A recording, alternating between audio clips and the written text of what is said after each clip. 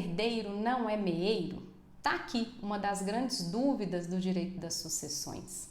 Eu sou Daniele Campelo, sou advogada especialista em direito das sucessões e das famílias e vou contar para vocês se isso é um mito ou se é uma verdade.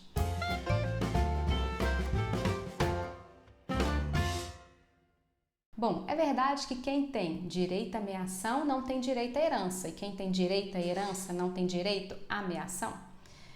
Isso é um mito.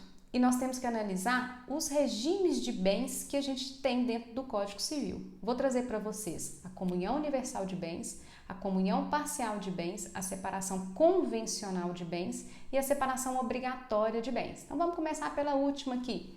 Lá na separação obrigatória de bens, que é aquele regime que as pessoas casam porque a lei impõe a obrigação de casar com separação total de bens, esses não são herdeiros uns dos outros.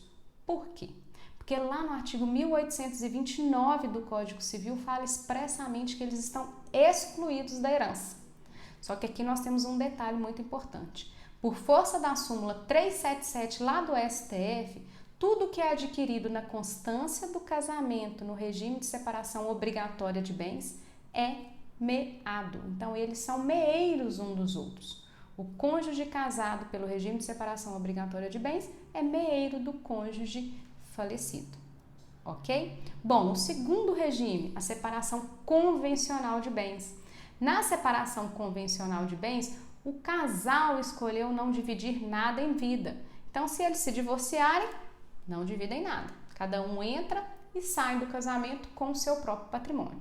Só que se um deles falecer, por força também do artigo 1829, que esqueceu de trazer esse regime de bens, esse casal é considerado herdeiro um do outro e herdeiro de todo o patrimônio em concorrência com os filhos daquele casal, se houver, ou em concorrência com os pais, ou herdeiro único, se não tiver pais e nem filhos.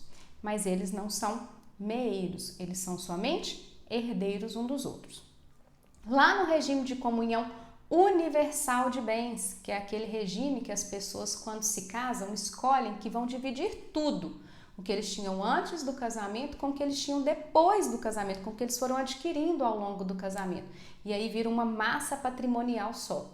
Nesse regime, como o patrimônio é dos dois, eles são apenas meeiros e aqui a gente não tem herança.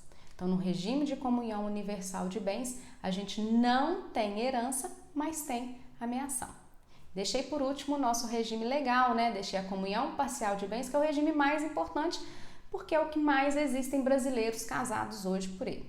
Lá no regime de comunhão parcial de bens, os cônjuges, eles podem ser, ora eles são meeiros, ora eles são herdeiros e ora eles são meeiros e herdeiros. Como que isso acontece?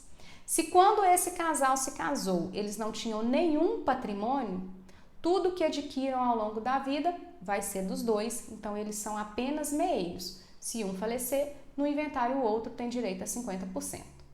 Se quando eles se casaram, um tinha patrimônio e eles não adquiriram nada ao longo do casamento, esse cônjuge sobrevivente vai entrar lá na herança e terá direito à herança juntamente com os filhos, com os pais ou herdar sozinho.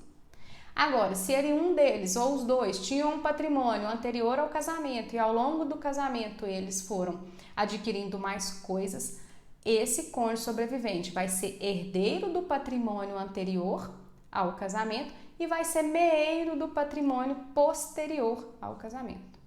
Ok? Então, esse é o nosso regime mais importante e o que joga lá no chão, que trata de um grande mito, a afirmação que eu fiz no início do vídeo. Quem é herdeiro também pode ser meeiro, basta que nós analisemos o regime de bens e a existência ou não de patrimônio durante ou antes do casamento. Se você gostou desse vídeo, curte, compartilha aqui embaixo.